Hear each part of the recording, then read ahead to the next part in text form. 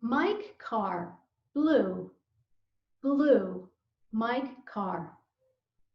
Contestant, are you ready? I am ready.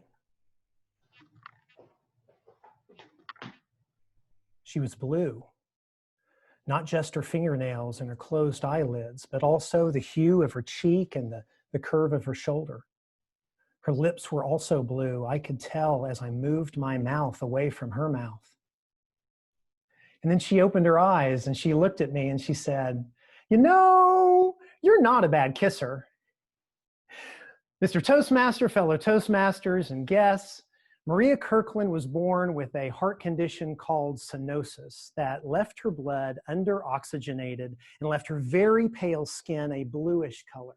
I had known her as long as I could remember, and I thought she was just so cool because I had all kinds of friends, all shades of brown and black, but she was my only friend who was blue. We'd become fast friends because she loved to laugh at everything and every moment. We talked about the guys that she was dating, and she talked to me about the girls that I was dating. And then about 3 or 4 times in the 17 years that I knew her, we found ourselves in the shadow of a building or a bus or a birch tree. Her small chin rose toward mine, and she kissed me. And I was glad to kiss her back. On this particular day, though, she was blue. As I rounded the corner at school, it was odd to see Maria in a sad mood, but I could tell something was wrong. She said to me, "Mike, I'm going to have another surgery." When I asked for what, her eyes cut over at me and she said, "I'm going to have a lip replacement because you're such a bad kisser." And I laughed. But as I laughed, she stared at the ground for a long moment. And then it was gone, and she was sunny again. And we started talking about the night before in front of her very conservative grandmother at dinner. She had gotten all of her words mixed up and had accidentally said a very bad word in front of her very conservative grandmother. And I laughed so hard, I blew milk out my nose.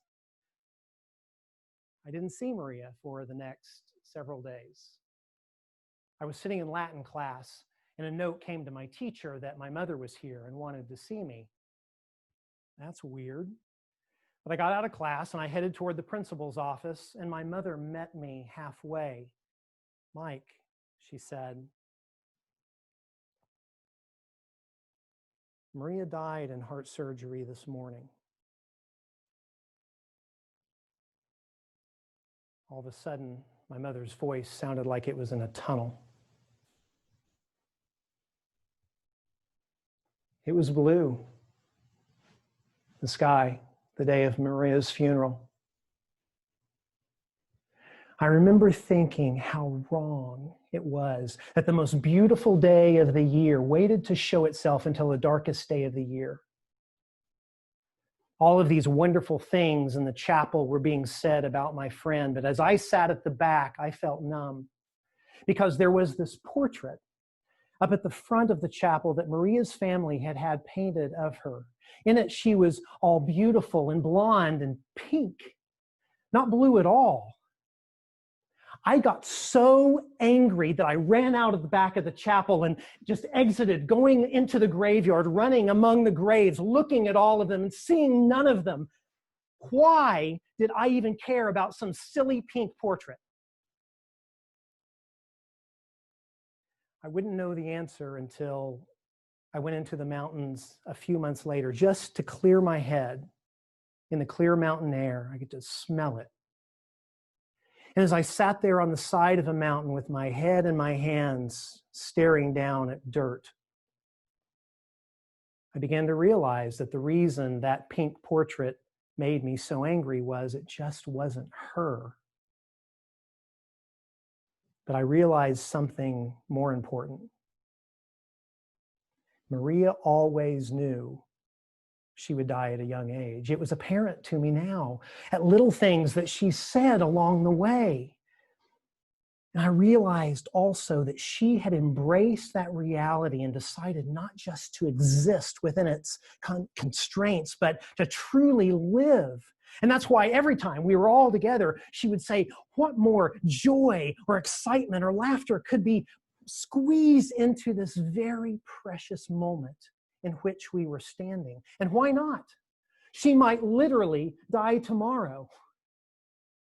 I thought Maria was so cool because she was blue, when in actuality it was because she turned up the volume on experiences for all of us whenever she was around. Experiences like kissing as many boys in her high school class as she possibly could.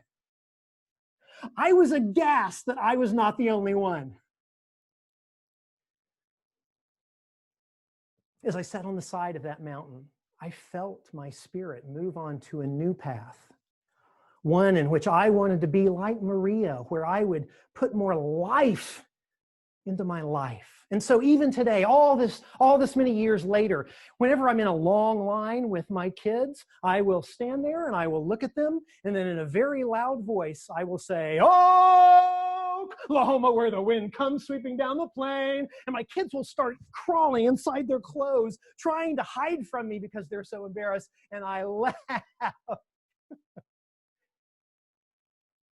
And I think about Maria every time. And so I have a question for you. Who is the Maria in your life?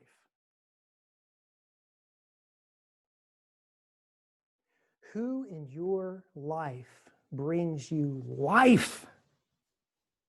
Can I ask you to do two things?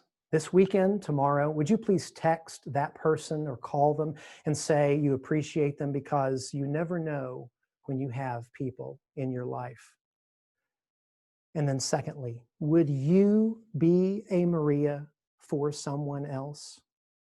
Because in this day, when the most we can do is just look at how many new COVID cases there are and how many people are dying, you have the opportunity to turn someone else's gray skies into blue, because everyone deserves to have more joy, more laughter, more excitement, more life poured into their life.